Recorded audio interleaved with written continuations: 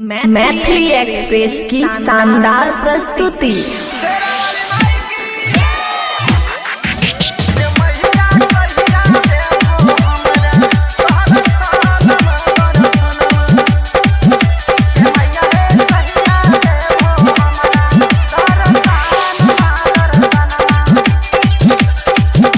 खुशी recording studio बलुआहा।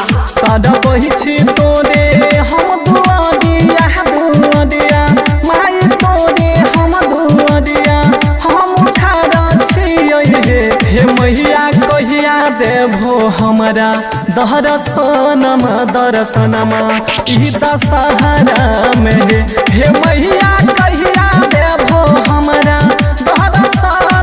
दर्शनमा ई दशहरा में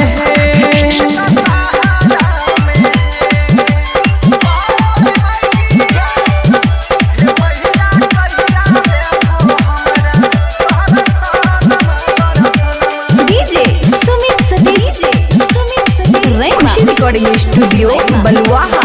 कितना दिन पर कर है माई तो हर दर्शन है एक बेरी हमरा देखावा करबा माई भजन है। कितना दिन पर कर है माई तो हर दर्शन है एक बेरी हमरा देखावा करबा माई भजन है।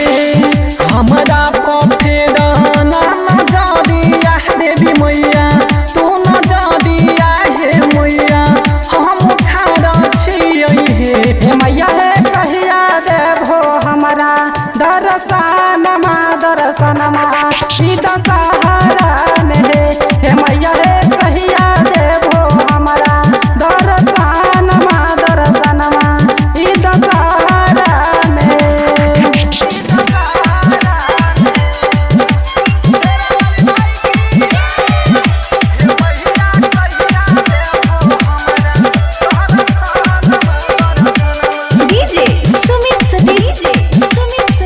खुशी रिकॉर्डिंग स्टूडियो बलुआहा।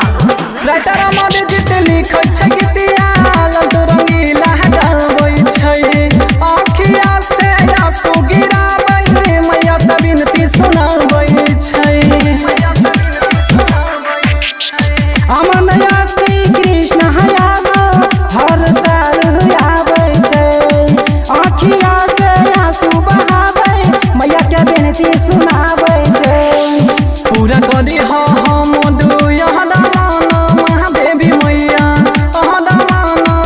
हे मैया हम खड़ा छियै हे मैया हे कहिया देबो हमरा दर्शनमा ई दशहरा में हे मैया हे कहिया देबो हमरा दर्शनमा ई दशहरा में। खुशी रिकॉर्डिंग स्टूडियो बलुआहा।